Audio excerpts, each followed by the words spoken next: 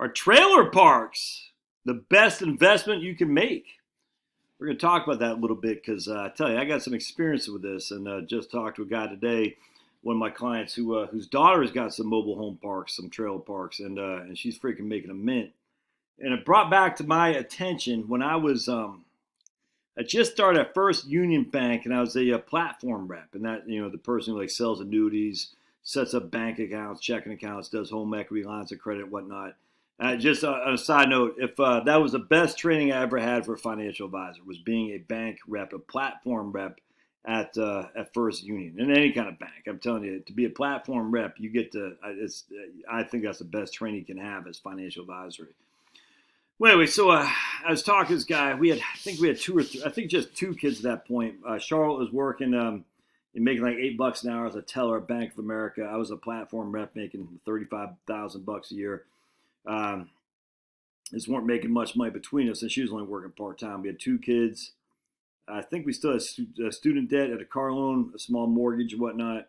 And we just weren't making that much money. So I was telling this guy, one of my clients, I said, "Man, I've got to. I might get a part-time job over at R.R. Donnelley, where you binding books. It's a big book binding manufacturing plant in Massanutten, I think, Weir's Cave, something like that. I can't remember. But anyway."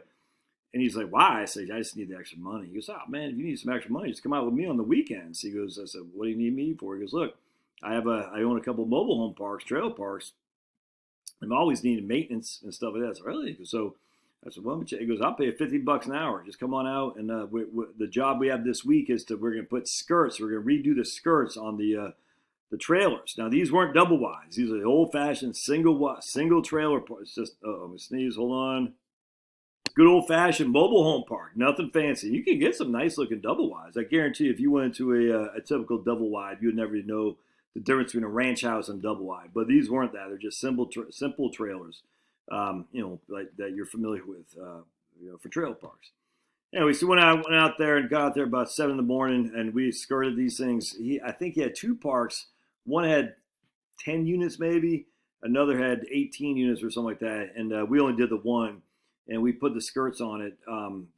This is just what it is. All it does. So the trailer sits on stilts. Essentially, they're not on the ground. And underneath those stilts, that's where you get all the rabbits and all kinds of stuff that goes underneath there. And the skirts, all it does is like a fencing of some sort to keep things at bay. And also it helps with you get some cold wind coming through there. The whole thing is just pretty interesting. So anyway, so we skirted them all up. And I was this guy's banker, and I remember he made cash, man. He made cash money. He was making like $10,000 a month on his trailer parks, and it's just he lived in one. He and his girlfriend, they lived in one, and she was real nice. And then he had 6 rented in this one place, and then his other one, I think he had 10. Is up on is up pop. Anyway. It was kind of the back in the woods, and so it was a mix of white people that were, just old school white folks that live in trailer parks, that have I won't go any further, and Spanish people, Mexicans and Guatemalans who worked in the poultry plants. And he said that, they pay, and he didn't do any Section 8 housing. He just said they pay regularly. They keep the place, pretty well occupied, so the vacancy was low. And they just, they don't take care of it, but they don't hurt it either, if that makes sense. I mean, there wasn't much to take care of, but, it's a place to live. And he was making bank. I remember he was making like $10,000 a month on these guys, and he owned the land. And I think he would allow you, he owned a couple of the trailers, or you could lease the land too, is what it was. So the couple of the trailers he owned, probably half he actually owned the trailers. The other half, you bring your own trailer on there.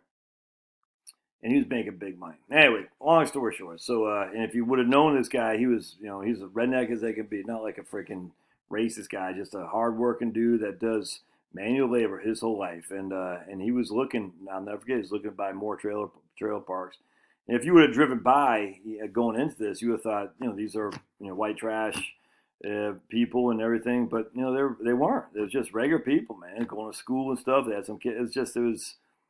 It was a new dynamic for me because even though I'm from Maine, we never had trailer parks on Peaks Island. And then when I moved with my dad to Silver Spring, there's no trailer parks in Silver Spring, Maryland.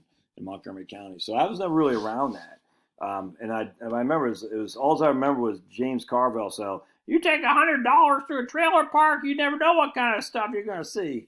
Making fun of Paula, whatever her name was, and I forgot that lady's name, Paula something, right? The lady who Bill Clinton raped, and a scumbag. But that's the only thing I could think about trailer parks. So I didn't know that much about it. But I was surprised. I mean, the single trailers aren't very big. I mean, they're not. But they're not. I mean, you could fit family of 4 in there for sure.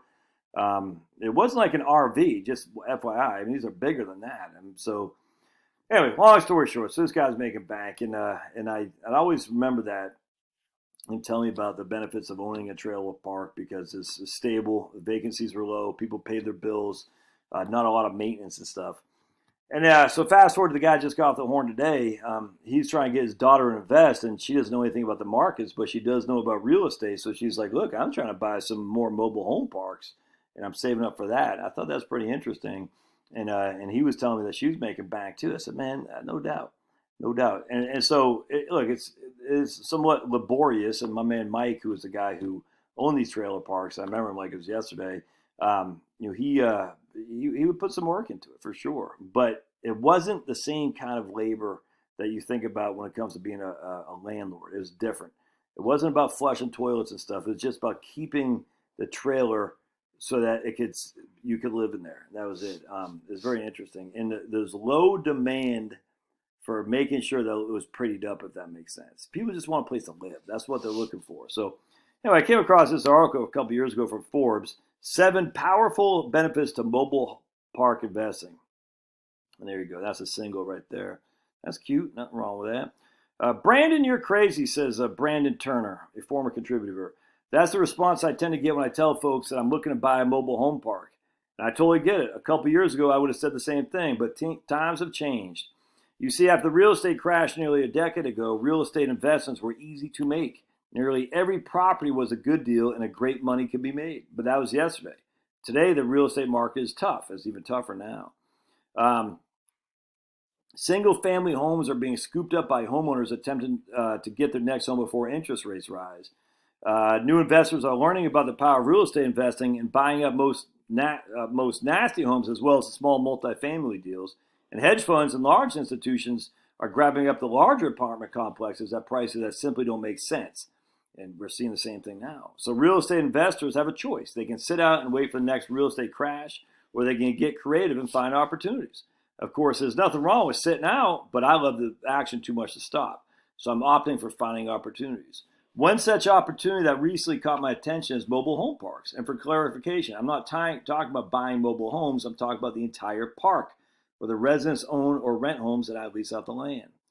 That was like my man Mike. Some of the people owned their own things. He leased out the land. Other people he rented the whole trailer to. Why are mobile home parks one of the best investments left in America? I recently met with some guy and discussed with him the benefits of investing in mobile home parks. 1, lower cost per unit. When investing in large multifamily properties or single homes, the cost of unit is high, especially this is 3 years ago. It's only got higher now. But mobile home parks allow a person to jump in and acquire more units for less money. According to this guy, Lenoy, mobile home parks offer the lowest cost per investment per any unit of real estate with potentially higher risk-adjusted returns. Most park owners own the land, not the housing units themselves, which means that the cost of investment is typically going to be a lot less than in comparison with the number of units owned. Lower costs for repairs and maintenance. I'm telling you, I agree with this 100%. One of the factors that makes me the most excited about mobile home parks is I don't have to work with contractors. To put it bluntly, I hate dealing with contractors. When you're working on a single-family home and multifamily properties, dealing with contractors is a hassle. By not owning the actual homes that your tenants live in, it means the mobile home owner is responsible for the maintenance. While the mobile home park owner is still going to need to account for the expenses of the upkeep of the park, it most likely will be significantly less than what you pay for the upkeep of the home. 3, spread out risk. Because mobile home parks allow investment companies to acquire more units for each dollar, the risk for loss decreases. In other words, with more tenants, the risk is spread out more to more different tenants. And if you want to look at, man, I'm telling you, Section 8 housing. I don't know that much about it, but I've had clients who are making big money on Section 8 housing. That's the government the government housing thing. because they're guaranteed an income stream. They're guaranteed it. That's all there is to it. So Section 8 housing, don't overlook that. If you have excess cash you want to invest. But remember, the dollar is going to crash, so you might as well just send that dollar to me because you don't want a crashing dollar in your wallet, do you? Just send it to me. For example, let's say you own 4 single-family homes and one of the tenants forces you to evict them and you're left with $20,000 expenses. Well, bummer. There goes 5 years of profit from your entire portfolio. While those kinds of situations are rare, they do happen. However, when you own a large collection of units, the high cost of those freak occurrences are spread out across the entirety. The demand is high.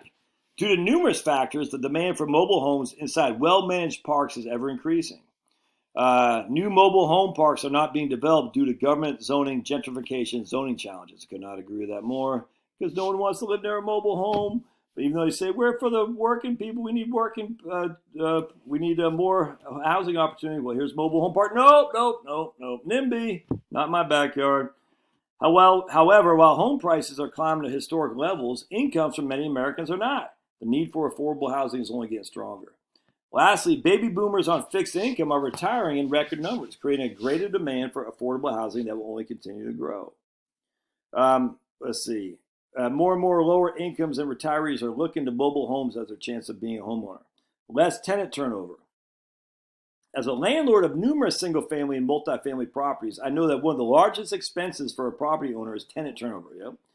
Cleaning their unit, tracking down a new tenant, and the lack of income during the vacancy can take thousands of dollars per unit out of your pocket. But when a tenant owns their own home and simply leases the land, turnover drops dramatically. 75% of owners expect to stay in their mobile homes for at least 5 years. That means there is very little turnover and there's very little risk of losing tenants and going through the pain of finding new ones. When tenants choose to vacate their homes, often the owner of the mobile home park may acquire a new asset that with a few upgrades can be sold to a new tenant. Yep. Mom and pop owners. Many mobile home parks are simple mom and pop operations. Usually the mom and pop actually live on site. While investors and corporations are starting to catch on this lucrative industry, most are still small-time enterprises. That is great news for potential home and mobile home investors for a couple reasons. One is that many of these owners are retired or will still be entering retirement age. That means they're interested in cashing out their business.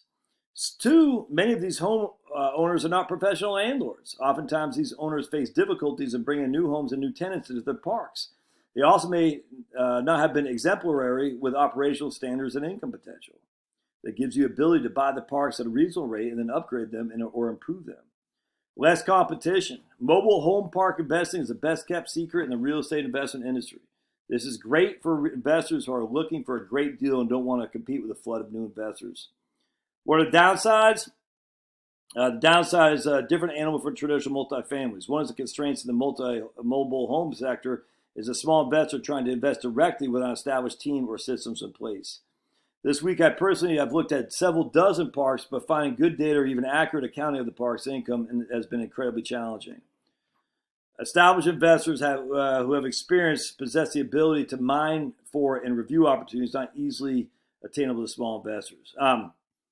Another thing he didn't say about this. Another thing with they don't allow comments on here, man. I don't understand that. Anyway, what he doesn't say about borrowing against it. If we had a mobile home, we would not loan you as an equity line of credit if it could be moved. It had to be appraisal that was permanent on a permanent foundation. So if you could put your home on your truck, had wheels essentially, we'd loan you the equity against it as if it was a piece of personal property, if that makes sense. And so because of that, you had a harder time accessing the equity in your home. But if it's on a permanent foundation, we would loan it to you. But because mobile homes are easier in a tornado or something like that to be destroyed, I think we only loan up to 60% loan to value, maybe 70%, but certainly wasn't 80, certainly not 90. I remember that was a problem with people in mobile homes in the Shenandoah Valley. Lots of mobile home people in the Shenandoah Valley. Part 2 of that was the mobile home. The taxes were different too. I think it was personal property tax, if my memory serves, as opposed to real estate tax. I can't remember if that was a good thing or a bad thing. I just can't remember. But I remember the taxes were different. And if you borrowed to buy it and it was valued as a personal property, you could not deduct that either. I just remember that was an issue. But anyway, that might be something you look into if you got cash money, because I don't have any desire to do that. But I think there's opportunity there for the people who are looking and got the best ability to ride it out and to see what the opportunities are and aren't afraid to get dirty and put some skirts on some of my homes and talk to regular people as opposed to hoity-toity multi-billionaires. I'd like to hear your comments. We'll see you.